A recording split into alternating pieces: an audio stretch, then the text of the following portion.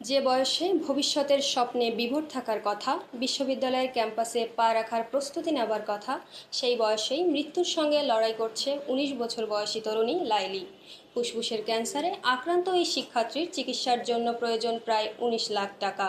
কিন্তু প্রতিদিন ঝালমুড়ি বিক্রি করে যা আয় হয় তা দিয়ে চলে না সংসার। ফলে মেয়ের চিকিৎসার জন্য প্রয়োজনীয় বিপুল অর্থ সংগ্রহ করা বাবার জন্য হয়ে উঠেছে দুঃসাধ্য। মানবিক সহায়তা পেলে হয়তো আবারও স্বপ্নের জীবনে ফিরতে পারে লাইলি। তার বাঁচার আকুতি আর একটি পরিবারের অসহায় সংগ্রামের গল্প নিয়ে থাকছে ডেস্ক রিপোর্ট। মাত্র ১৯ বছরের তরুণী লাইলি। সমবয়সী অন্য সব তরুণীর মতোই তারও ছিল রঙিন স্বপ্নে ভরা এক জীবন। বিশ্ববিদ্যালয়ের আঙিনায় পা রাখার স্বপ্ন, উচ্চশিক্ষা অর্জন করে নিজের পায়ে দাঁড়ানোর স্বপ্ন। কিন্তু হঠাৎ করেই সেই স্বপ্নময় জীবনে নেমে আসে এক নির্মম অন্ধকার। সর্বনাশা ক্যান্সার কেড়ে নিতে বসেছে তার ভবিষ্যৎ, তার হাসি, তার বেঁচে থাকার স্বপ্ন।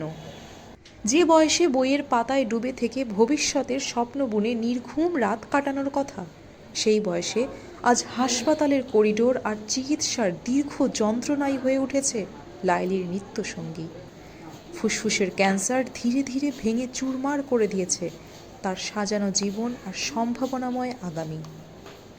আমি বিশ্ববিদ্যালয়ে পড়তে চাইছিলাম, ইন্টার পরীক্ষা দিয়ে অ্যাডমিশন পরীক্ষা দিতে পারিনি, অসুস্থ হয়ে পড়ছিলাম। অসুস্থ থাকার কারণে আমি বিশ্ববিদ্যালয়ে পরীক্ষা দিতে পারিনি। আমার বান্ধবীরা সবাই গেছে, আমার সামনে দিয়ে আমি যেতে পারিনি। আমার খুব স্বপ্ন ছিল বিশ্ববিদ্যালয়ে পড়ব। মেয়ের এমন অসুস্থতা এখনও মেনে নিতে পারেননি লাইলির মা।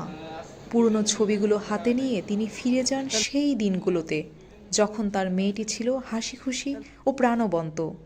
ছবির ওপর আলতো করে হাত বুলিয়ে যেন খুঁজে ফেরেন আগের সেই সুস্থ লাইলিকে।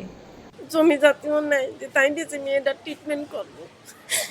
অনেক কষ্টের সংসার আমার, যেহেতু স্বামীর কোনো ইনকাম না, মেলা কষ্টে আমার মেয়েটার আমি ট্রিটমেন্ট করতেছি। আমি কোনোদিন ভাবতে পারিলাম না যে আমার মেয়েটার নিঃশ্বাস থাকবে। লাইলির চিকিৎসার জন্য প্রয়োজন প্রায় ১৯ লক্ষ টাকা। কিন্তু ঝালমুড়ি বিক্রি করে সংসার চালানো তার বাবার পক্ষে এত বড় অঙ্কের অর্থ জোগাড় করা অসম্ভব। তবুও একজন বাবার বিশ্বাস, মানুষের সহযোগিতা পেলে তার মেয়ে আবারও সুস্থ জীবনে ফিরে আসবে। হ্যাঁ, আমি ডাক্তারের সাথে কথা বলছি। ডাক্তার বলেছে যে আরও ৩টা কামো দিতে হবে। এই কামো দেওয়ার পরে ওরা ঢাকায় নিয়ে যেতে হবে, নিয়ে রেডিও থেরাপি দিতে হবে। দেওয়ার পরে যদি আল্লাহ রহমত করে হয়তো তাহলে অপারেশন নাও করতে হতে পারে, তাহলে একটু আপনার কমের ভিতর থাকবে। আর যদি অপারেশন করা লাগে তাহলে আরও ৪,০০০ টাকা লাগবে, ৪ লাখ টাকা লাগবে। মোট ১৯ লাখ টাকার হিসাব ডাক্তার আমার দিচ্ছে, বুঝছেন। আমার মেয়েটার জন্য এখনও অনেক টাকা লাগবে। আমি একটা টাকাও আমার এমন অবস্থা, আমি যে ইনকাম করি তাতে আমার সংসারই চলে না, বুঝলেন। তাই আমি আপনাদের কাছে সবার দেশবাসী প্রবাসী যারা আছে সবারই কাছে বলি, ভাই যান আপনারা যে যেখান থেকে দেখেন আমার মেয়েটার জন্য একটু সাহায্য করেন। আল্লাহ রহমত যেন আর দোয়া করো যেন আল্লাহ আমার মেয়েটাকে সুস্থ করে আপনাদের দানের ওসিলায়। ইতোমধ্যে পরিবারটির পাশে দাঁড়িয়েছে খুলনা ব্লাড ব্যাংক। লাইলির জীবন বাঁচাতে সমাজের সকল শ্রেণী পেশার মানুষের প্রতি সামর্থ্য অনুযায়ী সহায়তার আহ্বান জানানো হয়েছে সংগঠনটির পক্ষ থেকে। প্রায় ১-১.৫ মাস আগে এই রোগীটা আমাদেরকে ফোন করেন যে আসলে উনি জানান তার মেয়ের বয়স মাত্র ১৮, সম্ভাবনা ছিল ইউনিভার্সিটিতে ভর্তি হবে, সেই সম্ভাবনার দ্বার প্রান্তে ক্যান্সারে আক্রান্ত, তাও ফুসফুস ক্যান্সারে আক্রান্ত। এটি যতগুলো ক্যান্সার আছে তার মধ্যে সবথেকে ক্রিটিক্যাল এবং সবথেকে ব্যয়বহুল। উনি ছোলা বিক্রেতা।